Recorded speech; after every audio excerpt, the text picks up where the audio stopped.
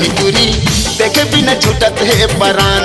बेल बेल हितुरी देखे बिना छूटत है परान। तो लया ही कह के गोरी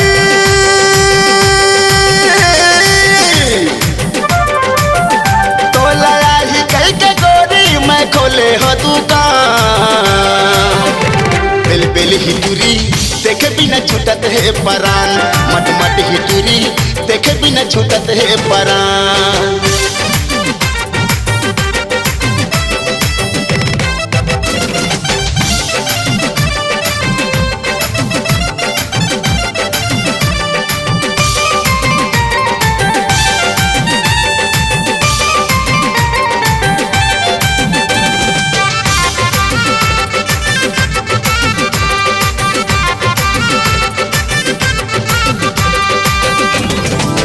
लेन देन चलत रही ले ले बेसामान वो।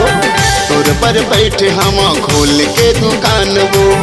आनी बानी खई खजना मन हो ही दे लेना तय हमोर जान वो। आनी बानी खई खजना मन हो ही दे लेना तय हमोर जान वो।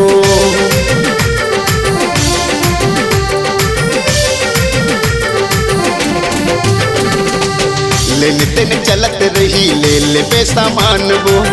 तोर पर बैठे हम खोल के दुकान वो। आनी बानी खई खजना मन हो ही दे लेना तय हमोरी जान वो। आनी बानी खई खजना मन हो ही दे लेना तय हमोरी जान वो। बोला ही कह के गोरी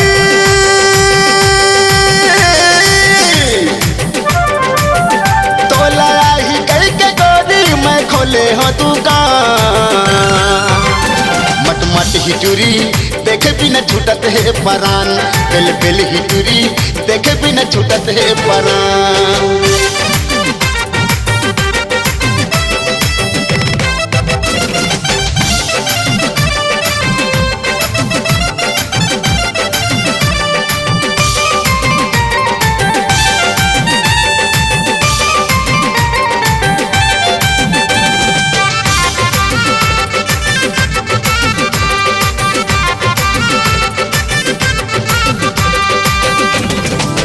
तय मोर दीवानी तुरी मैं हाँ तोर दीवाना वो।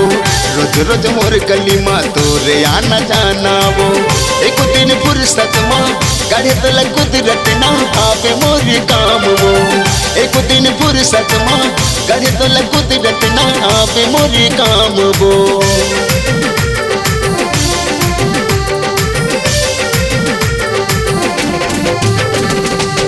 तय मोर दीवानी तुरी मैं हाँ तोर दीवाना वो।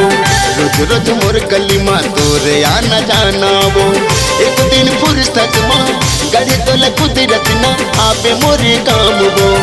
एक दिन फुर्सत माँ गाड़ी तो कुदरत ना आवे मोरी काम वो। बोला ही कह के गोरी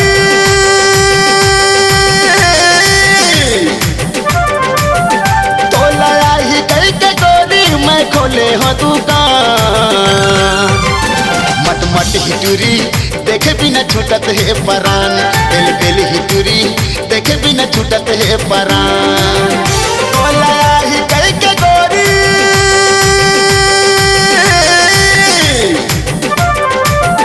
तोला ही कह के गोरी मैं खोले हो दुकान।